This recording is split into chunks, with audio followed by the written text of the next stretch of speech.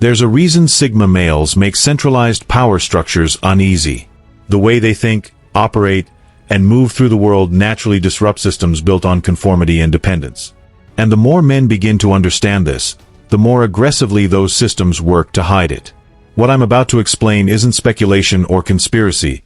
It's an observable pattern in modern society. A pattern that reveals why independent men are often discouraged, redirected, or quietly suppressed. Today, I'm breaking down the core trait that makes Sigma males fundamentally incompatible with any system built on centralized control. This has nothing to do with politics, and it isn't about choosing sides. It's about power, how it functions, how it maintains itself, and why it depends on shaping people into compliant, dependent participants. Once you understand this dynamic, you'll start to see why so many parts of modern life seem designed to pull men away from independence. You'll also recognize that the pressure you feel to fit in, fall in line, or follow the program isn't random, it's intentional. Before we get into the deeper layers, I have something special for those who are serious about reclaiming their autonomy. The Sigma Black Book of Untouchable Power, a mindset and strategy guide built for men who refuse to be controlled. This isn't motivational fluff. It's real practical psychology designed to make you the kind of man others don't challenge, don't manipulate, and don't underestimate. Grab your copy in the description or pinned comment while it's still available. Now, let's expose the truth they hope you never figure out. The secret: economic independence creates political independence. Here it is, the uncomfortable truth that every centralized power structure hopes you never fully understand. When you achieve economic independence, you become politically uncontrollable, socially unmanageable, and psychologically untouchable. Because at its core, control is never about morality, safety, or order. It has always been about dependency. Governments, corporations, and institutions maintain influence by ensuring people cannot function without them. The mechanism is simple but brutally effective. You depend on your job, so you tolerate unreasonable demands, silent pressures, and corporate compliance culture. You depend on government benefits, so you align your behavior, beliefs, and actions with whatever policies they attach strings to. You depend on financial systems, so you willingly submit to surveillance, regulation, monitoring, and digital tracking disguised as security. Dependency creates leverage. Leverage creates control. Control creates compliance. This is the cycle that keeps most men obedient. But Sigma males instinctively break this cycle, often without even realizing it. They refuse to build a life on foundations someone else controls. They structure their world like a fortress, lean, flexible, mobile, and self-sustaining. A Sigma male builds multiple income sources, so no single employer has power over him. Keeps liquid assets, so he's not hostage to loans, banks, or credit systems. Develops portable, high-value skills, so he can earn anywhere without needing institutional permission or approval. Minimizes fixed costs, so he can walk away from any toxic environment, job, city, relationship, or system, without hesitation. This makes him one of the hardest types of men to control. You cannot threaten a man's livelihood when he has intentionally designed his life so that no institution holds the keys to it. This is exactly why centralized systems feel deeply threatened by Sigma men. A man who does not fear losing his job can speak truth without trembling. A man who does not rely on government assistance can question authority without consequence. A man who does not depend on social approval can think independently, act freely, and live authentically. Economic independence is the foundation of every other form of independence. Intellectual independence, emotional independence, social independence, political independence, moral independence. Once a man no longer depends on the system for survival, the system loses its ability to shape his identity, dictate his beliefs, or control his choices. And this, right here, is why modern society is engineered to make economic independence feel nearly impossible. Because the moment too many men become independent thinkers who cannot be economically coerced, the entire structure of control collapses. The system is built on manufactured dependency. Once you begin to recognize this pattern, you can't unsee it. It's woven into every layer of modern life. Subtle, quiet, and engineered to keep people dependent from the moment they enter the system to the moment they exit it. Just look at how society structures the average person's life. Stable employment doesn't simply require skill, it demands decades of compliance. The entire corporate ladder is built on the expectation that you will obey, conform, and maintain predictable behavior in exchange for a paycheck. Home ownership, the so-called American dream, is packaged as stability but functions like a financial prison. A 30-year mortgage keeps you tied to a location, a lifestyle, and a job you may not even like, because you can't afford to lose the income needed to service the debt. Healthcare, one of the most basic human needs, is deliberately tied to employment. If you want to stay healthy, you have to stay compliant. If you lose your job, you lose your coverage, which means you lose your freedom to take risks. Student loans ensure that young adults start life already trapped. Debt that lasts decades forces them to choose safe, conventional careers and discourages them from taking alternative paths that foster independence. And the root of all this begins early. The education system trains obedience, not independence. From childhood, you are conditioned to follow instructions without questioning, respect authority without understanding, seek approval from institutions instead of trusting your own judgment. Independent thinking, skepticism of power, and entrepreneurship, the very traits that lead to personal freedom, are downplayed, discouraged, or outright punished. Children are taught to fit in, not to stand out. As you grow, society reinforces these pressures at every step. You are expected to earn the right credentials, work the right job, behave in the right way, and follow the approved life script. Stepping outside that script is labeled irresponsible, risky, or rebellious. Not because it actually is, but because it threatens the system's ability to control you.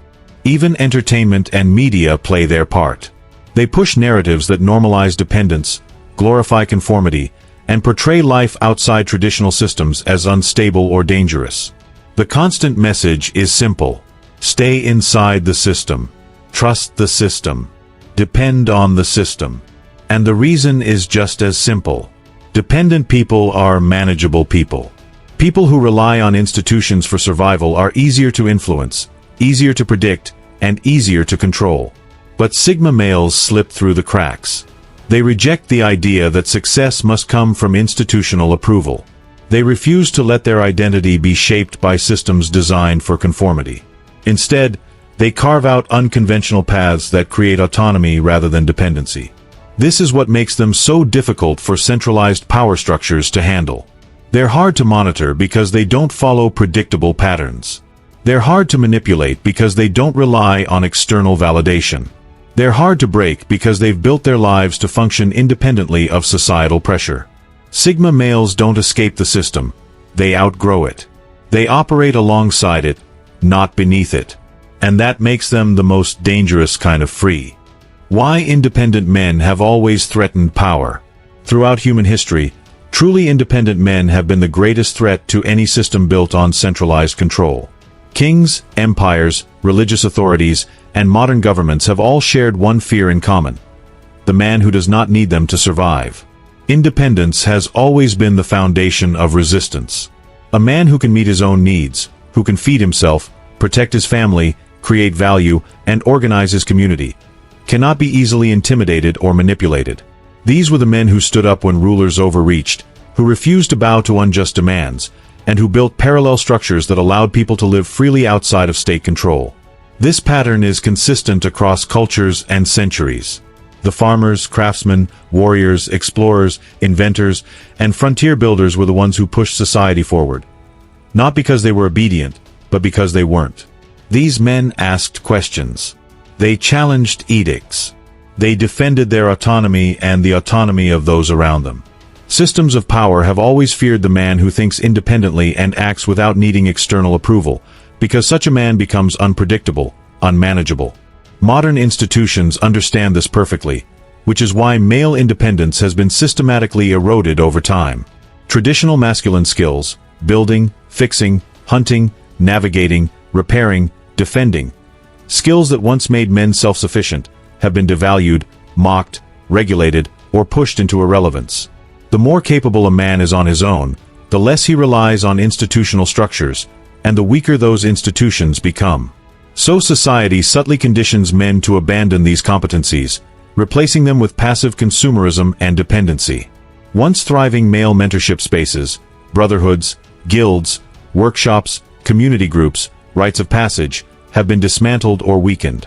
These were the places where wisdom, discipline, survival skills, and self-respect were passed down. When they vanish, men lose the generational knowledge that kept them self-reliant. In their place, institutional schooling has risen, not to empower, but to train compliance. Instead of teaching independence, it teaches memorization, obedience, and deference toward authority. Instead of producing sovereign individuals, it produces dependent citizens. The message men receive from modern society is constant and relentless. You're not capable on your own. Let experts handle your life. Trust the system. Stay dependent. But that message is not about safety. And it's not about progress. It's about control.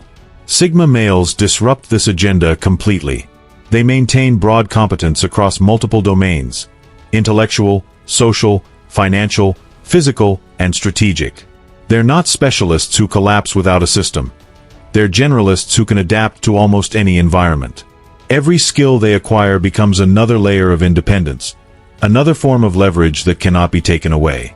They don't wait for permission, validation, or institutional support. They build their own paths, their own structures, and their own rules. And that is precisely why they threaten centralized power. A man who does not depend on the system becomes a man the system cannot control. A man who cannot be controlled becomes a man who must be feared. Modern control is psychological, digital, and invisible.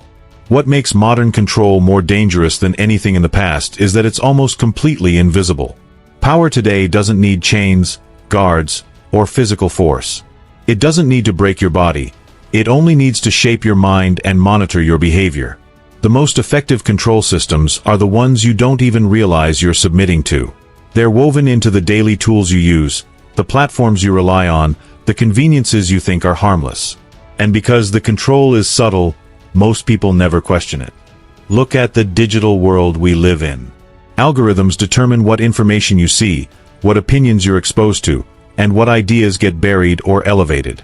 Financial systems log every purchase, track your habits, and build psychological profiles with frightening accuracy.